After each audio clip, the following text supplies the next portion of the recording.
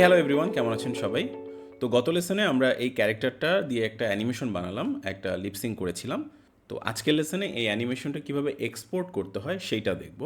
কিন্তু তার আগে এরকম একটা খালি ব্যাকগ্রাউন্ডে অ্যানিমেশনটা এক্সপোর্ট করলে আসলে কেমন লাগবে, তাই আমি ডিসাইড করেছি যে এখানে আমি একটা খুবই সিম্পল ব্যাকগ্রাউন্ড ডিজাইন করে আপনাদেরকে দেখাবো এবং এরপর ওটাকে এক্সপোর্ট করব। তো সিম্পলি আমি একটা লেয়ার নিয়ে নিলাম, লেয়ারটাকে একদম নিচের দিকে নিয়ে যাব, এখানে রেখে বাকি যে লেয়ারগুলো আছে যেখানে আমার অ্যানিমেশনটা আছে এগুলোকে লক করে দিব এবং নট অনলি লক করে দিব, আমি হাইডও করে দিব, ইনভিজিবল করে দিব। তো এরপরে আমি যেটা করব যে এখানে একটা একটা রুমের ব্যাকগ্রাউন্ড, একটা ছেলে কথা বলছে এবং সে একটা রুমের মধ্যে আছে, এরকম একটা ব্যাকগ্রাউন্ড আমরা দিতে চাই। তো আমি একদম সিম্পলি ডিজাইনটা করতে চাই। আমি পেছনে একটা দরজা দিব, হয়তো এখানে একটা ফটো ফ্রেম বা এই ধরনের কিছু দিব। তো তার আগে আমি যেটা করছি সেটা হচ্ছে যে একটা বক্স এঁকে নেই, এইটা একটু অন করে দিই, আউটসাইড স্টেজটা অন করে দিই। সো আমি এখানে একটা বক্স আঁকলাম যাতে করে ব্যাকগ্রাউন্ডটা আমি মার্ক করে নিতে পারি কতটুকু ব্যাকগ্রাউন্ড হচ্ছে। সো এর মাঝখান থেকে এই যে ফিলটা আছে, কালারটা, এটা ডিলিট করে দিচ্ছি। শুধুমাত্র আউটলাইনটা থাকবে, বিকজ আউটলাইনটা আমাদেরকে আবার কালার ফিল করতে হেল্প করবে। তো এরপর আমি লাইন টুলটা নিব, লাইন টুলের কালারটা আমি চেঞ্জ করে কালো করে দিচ্ছি এবং আমি এখানে একটা দরজা দিব। তো আমি এখানে সিম্পলি একদম সিম্পল ডিজাইনই করছি, এখানে এরকম একটা দরজা দিয়ে দিচ্ছি। তো পেছনের দিকে একটা দরজা, এই দরজার আউটলাইনটা বানিয়ে নিলাম। তো এরপর হচ্ছে দরজার ফ্রেমটা বানাবো আমরা, এখানে একটা ফ্রেম দিলাম এবং ক্রস করে দিলাম। তো এই যে একটু উঁচু নিচু হয়েছে, ছোট বড় হয়েছে, এগুলো আমরা কিন্তু চাইলে পরে ফিক্স করতে পারি এভাবে। সো এই কর্নারে গেলেই আমরা এখান থেকে ধরে ধরে এটাকে ফিক্স করতে পারবো, যে হাইটটা একটু বাড়িয়ে দিলাম, এইবার মোটামুটি ঠিক আছে।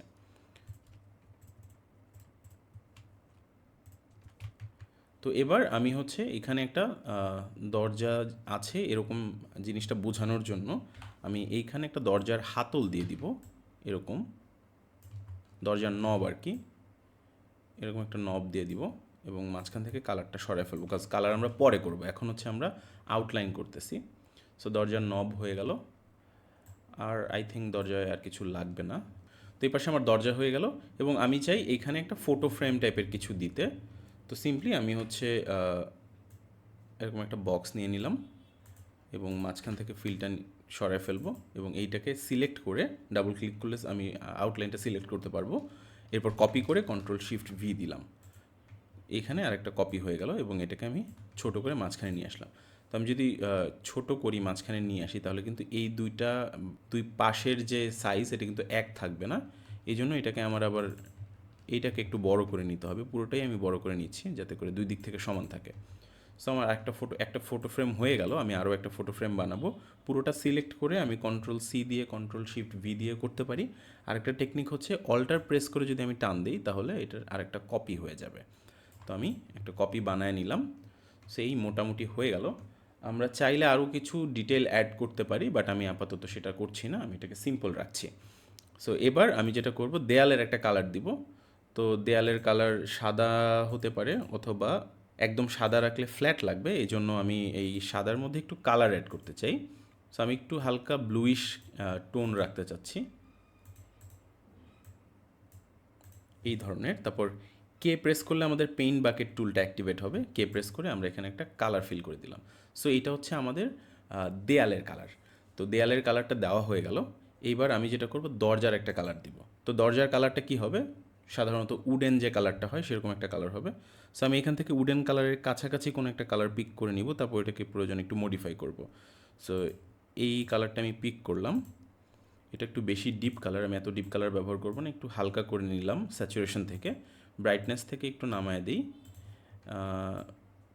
মোটামুটি এরকম একটা কালার হলে ঠিক আছে। এটা হচ্ছে দরজার ফ্রেমের কালার, কিন্তু দরজার কালারটা সেম হওয়া চলবে না, বিকজ দুইটা আলাদা ম্যাটেরিয়াল হয়, অনেক সময় ডেপথের কারণে একটু আলাদা লাগে।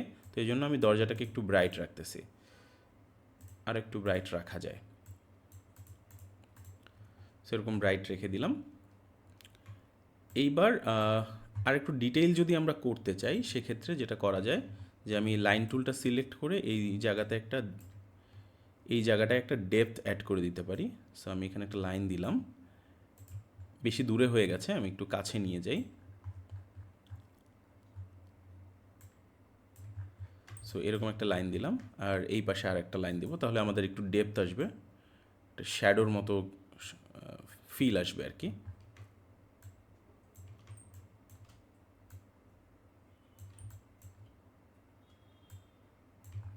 ওকে, আউটলাইনটা হয়ে গেল। তো এবার আমি যেটা করব, এই কালারটারই একটু ডিপ ভার্সন আমরা ব্যবহার করব এই জায়গাটাতে, হালকা একটু ডিপ, এবং এই কালারটা আমি ঠিক এখানে ফিল করে দিব। সো আমরা যখন শর্টকাট কি ব্যবহার করি তখন কিন্তু আমাদের কাজ অনেক ইজি হয়ে যায়। সো দেখেন এবার এটা দেখতে কিন্তু আরও বেটার লাগতেছে। সো মাঝখানে নবের কালারটা আমরা গ্রে দিয়ে দিই, মেটালিক কালার টাইপের, এরকম একটা গ্রে দিয়ে দিলাম। চাইলে এখানে আরেকটু ডিটেল করা যায়, গ্রের উপরের অংশে আমি একটু এরকম ব্রাইট একটা শেড দিতে পারি। সো আমি ব্রাশ টুলটা সিলেক্ট করলাম, ব্রাশ টুলটা সিলেক্ট করে, যদিও আমি কোনো গ্রাফিক ট্যাবলেট ব্যবহার করছি না, আমি মাউস দিয়েই অল্প একটু দেওয়ার চেষ্টা করব, হাইলাইট দেওয়ার চেষ্টা করব।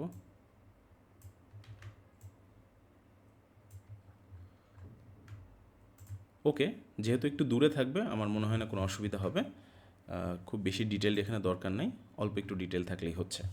সো আমার ডোর নবও হয়ে গেল এবং দরজাটাও বেশ দেখতে সুন্দরই লাগতেছে। তো এরপর আমরা ফটো ফ্রেমের কালারটা করব। ফটো ফ্রেমের কালার যে কোনো কিছু হতে পারে, তো আমি আসলে আপাতত এই উডেন কালারটাই রাখতে চাচ্ছি। সো উডেন কালারটা এখানে দিয়ে দিলাম, এবং মাঝখানে আমি একটা কালার ফিল করে দিব, যেহেতু কোনো ছবি আমি এখানে এখন দিতে চাচ্ছি না।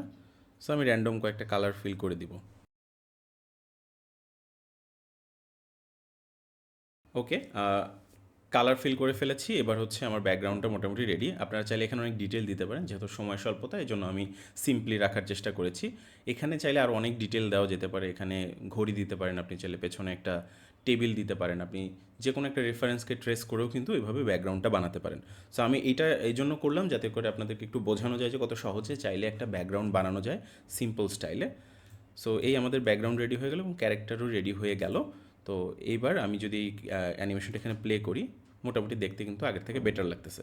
সো এবার এই অ্যানিমেশনটা যেটা আমরা বানালাম, এই অ্যানিমেশনটা কীভাবে এক্সপোর্ট করতে হয় সেটা আমরা দেখব। তো একদম সিম্পল জিনিস, আমরা ফাইল অপশনে যাব, ফাইল অপশনে গেলে নিচে দেখতে পারবেন এক্সপোর্ট নামে একটা অপশন আছে। সো এক্সপোর্ট অপশন থেকে নানানভাবে এক্সপোর্ট করা যায়। আমরা একটা ছবি হিসেবে এক্সপোর্ট দিতে পারি, পিএনজি অথবা জেপিজি হিসেবে। এখান থেকে আমরা চাইলে এভাবে এক্সপোর্ট দিতে পারি, শুধু একটা ফ্রেম, যেই ফ্রেমের উপর আমরা থাকবো শুধু ওই ফ্রেমটা আমরা এখান থেকে এক্সপোর্ট করতে পারবো। তারপর হচ্ছে মুভিটা একটা ডিফারেন্ট জিনিস, এখানে সবগুলো ফ্রেম আলাদা আলাদা ছবি হিসেবে এক্সপোর্ট হবে, সেটা আমরা সাধারণত করি না, তো এটা আমরা করবো না। আমরা যেটা করবো সেটা হচ্ছে ভিডিও আকারে এই অ্যানিমেশনটাকে এক্সপোর্ট করব। সো ভিডিও আকারে এক্সপোর্ট করতে হলে ভিডিও স্ল্যাশ মিডিয়া যে অপশনটা আছে এইটাতে আমাদের সিলেক্ট করতে হবে। তো এটা সিলেক্ট করলে আমাদের সামনে এরকম একটা ডায়লগ বক্স আসবে, এর মধ্য থেকে আমরা হচ্ছে সেটিংসগুলো সিলেক্ট করতে পারি। যেমন এখানে আমাদের সাইজ দেওয়া আছে, এই সাইজটা কিন্তু চাইলে আমরা বাড়াতেও পারি কমাতেও পারি এই পর্যায়ে এসে।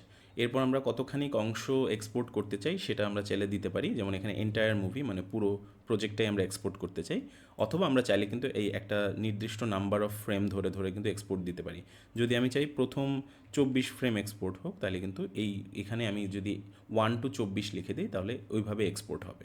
সো আমি এন্টায়ার মুভি দিচ্ছি, দিয়ে এখানে আমরা চাইলে আমাদের ফরম্যাটগুলো সেট করতে পারবো। সো এখানে নানান ধরনের ফরম্যাট আছে অ্যাডোবি অ্যানিমেটে। সাধারণত আপনার কাছে যদি মিডিয়া এনকোডার না থাকে, মিডিয়া এনকোডার না থাকলে আপনি এতগুলো অপশন পাবেন না, আপনি শুধু একটা অপশন পাবেন, সেটা হচ্ছে কুইক টাইম বা MOV format. So MOV format হচ্ছে ডিফল্ট অ্যাডোবি অ্যানিমেটর, এই ফরম্যাটটা দিয়ে যদি আপনি এক্সপোর্ট করেন তাহলে ভিডিও আকারে আসবে, যদিও সাইজটা অনেক বড় হয়। কিন্তু আপনি যদি মিডিয়া এনকোডারটা ইনস্টল করে নেন সেই ক্ষেত্রে আপনি চাইলে এখানে আমাদের যে স্ট্যান্ডার্ড ইউটিউবের যে ফরম্যাট H.264, এই ফরম্যাটটাতে হচ্ছে আপনি এক্সপোর্ট দিতে পারবেন। এছাড়া আরও ফরম্যাট আছে, আপনি চাইলে এক্সপ্লোর করে দেখতে পারবেন আপনার যদি কোনো কাজে লাগে। তো আমরা সাধারণত যেটা করি H.264 ফরম্যাটে এক্সপোর্ট দেই, এবং এখানে নানান প্রিসেট আছে, বিভিন্ন কোয়ালিটিতে আমরা এক্সপোর্ট দিতে পারবো, 720p, 480p অথবা 1080p। তো আমি এখন হচ্ছে এটাকে ফুল এইচডিতেই এক্সপোর্ট করব, ইউটিউব 1080p ফুল এইচডি, এই ফরম্যাটটা আমি সিলেক্ট করলাম। করে আমি যদি এক্সপোর্ট দিয়ে দিই, আমার এখানে মিডিয়া এনকোডারটা ইনস্টল করা আছে। আপনি কিভাবে ইনস্টল করবেন, আপনার কম্পিউটারে কিভাবে নেবেন সেই সংক্রান্ত সকল তথ্য আপনি ডেসক্রিপশনে পেয়ে যাবেন। তো এবার আমি মিডিয়া এনকোডারটা সিলেক্ট করে এই স্টার্ট অ্যাডোবি মিডিয়া এনকোডার এই অপশনটা সিলেক্ট করে এক্সপোর্ট দিয়ে দিচ্ছি। এক্সপোর্ট দিয়ে দিলে আমার এটা লোড হবে, লোড হয়ে মিডিয়া এনকোডারটা অন হয়ে যাবে, অন হয়ে ওখানে এক্সপোর্ট হবে। তো আমার মিডিয়া এনকোডার অন হয়েছে এবং অন হয়ে এখানে এক্সপোর্টটা অটোমেটিক্যালি হয়ে গেছে এবং আমি চাইলে কিন্তু এখন দেখতে পারবো আমার যে ভিডিওটা আছে।